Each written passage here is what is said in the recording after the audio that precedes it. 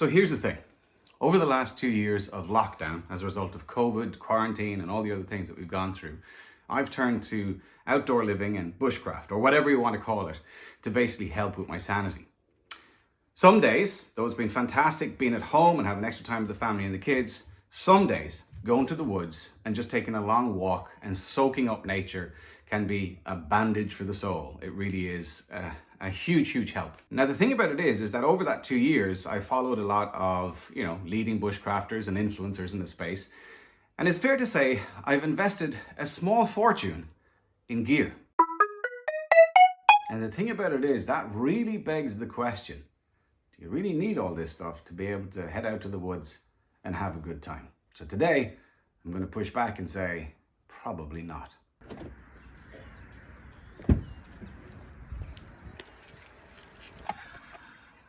So even though the sun is behind me and I'm breaking all my own rules, I am actually at the back of my car and I'm trying to pack what it is that I'm going to bring with me.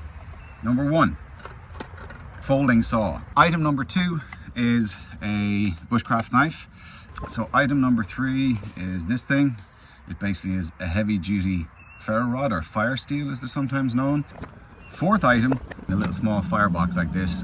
This one's from Bushcraft Essentials, and it basically folds up just super neat. Look at the size of it, tiny little thing. And then the last thing, this one is an optional, right? This one definitely I could probably do without, but again, it does make life that little bit easier when it comes to processing down wood. It basically is a small little camping axe. Okay, I might bring a ground sheet or something just to keep my ass dry off the ground. Maybe not. And the task that I've set myself is I'm going to give myself 2 hours to basically set up camp, find all the actual materials that I need to start a fire, and then hopefully get a fire going and make a cup of tea, make a cup of coffee, one or the other. But that's the plan. So let's see how it goes.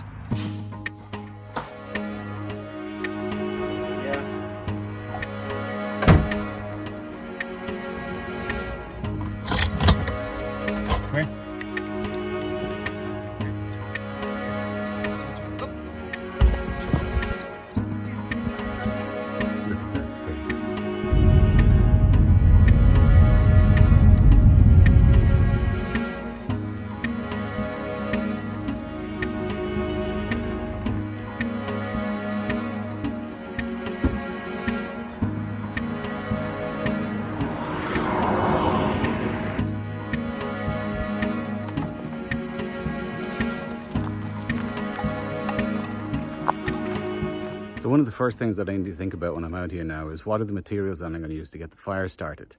And I have a couple of different options. I could look for birch bark, I could look for pine sap, I could look for fat wood, or I could look for something like hazel to make feather sticks. Any one of the 4 of those would potentially give me a good fire starter. And I've only just started the walk, but I've already found a birch tree.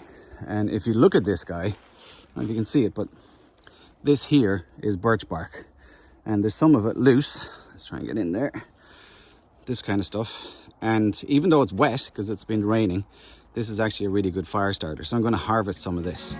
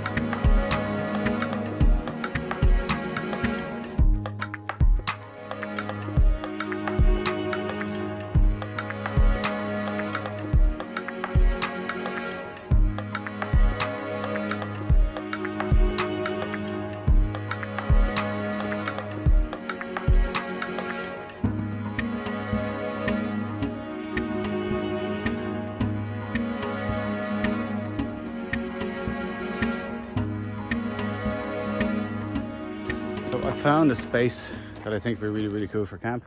It's over here behind me. Look over there. It's kind of a clearing, and there's a really cool kind of mist in the air tonight. It's quite cold. It's around 4 or 5 degrees actually. I don't know if you can see my breath, but I'm going to go in there through the woods and set up camp in there.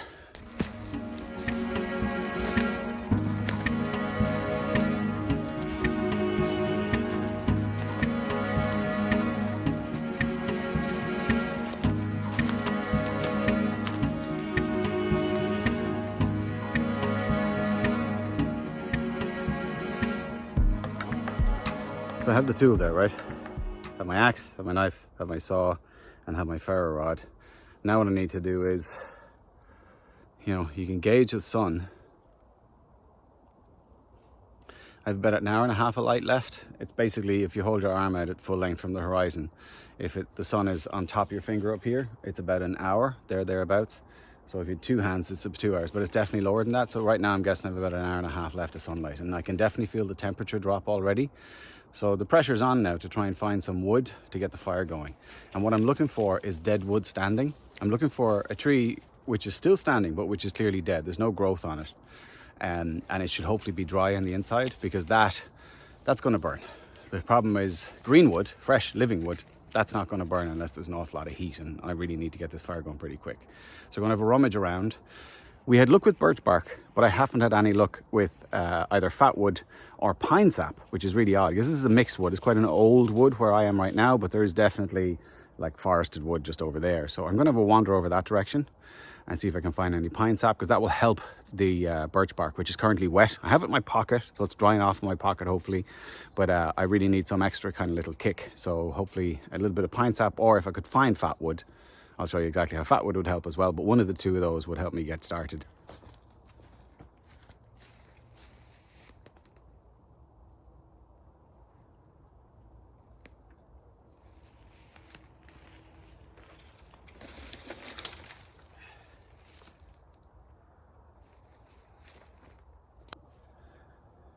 So this tree, it's not perfectly upright, but hopefully you can see there's a lot of rot down here in the trunk. So there's a damn good chance that this is actually dead wood. It's just not perfectly straight. But I'm going to take this piece, and there's the saw all set up, ready to go.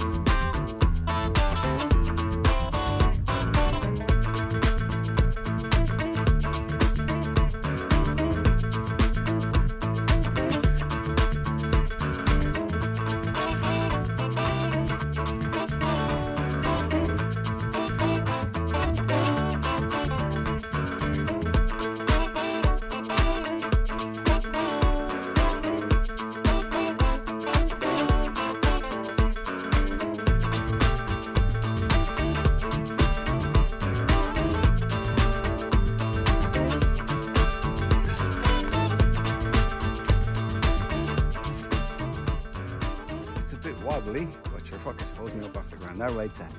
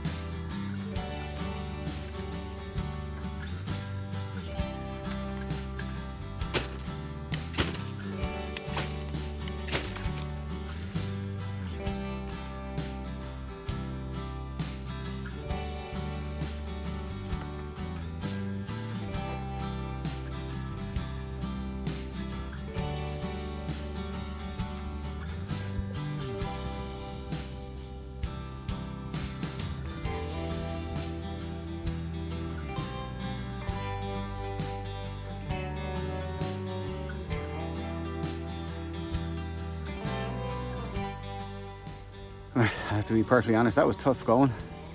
The wood that I chose wasn't as dry as I would like, and it was touch and go there for a while. The fire kind of dimmed down, the water looked like it was going nowhere, but finally it's kicked off. And the trick was to basically slice the wood into very, very thin shavings, like a feather stick, but not as tight as a feather stick. When I started to feed those in, it kicked off. Now, the wood that I picked for the fire was actually dead pine, but not as dead as I would have liked. It wasn't really as dry as it maybe could have been, but nonetheless, we have boiling water.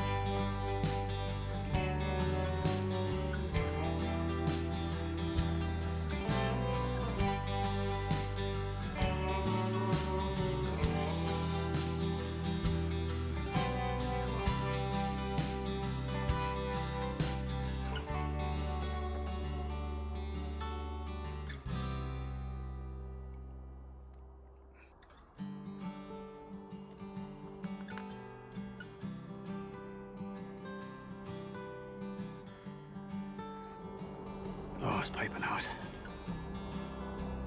Cheers.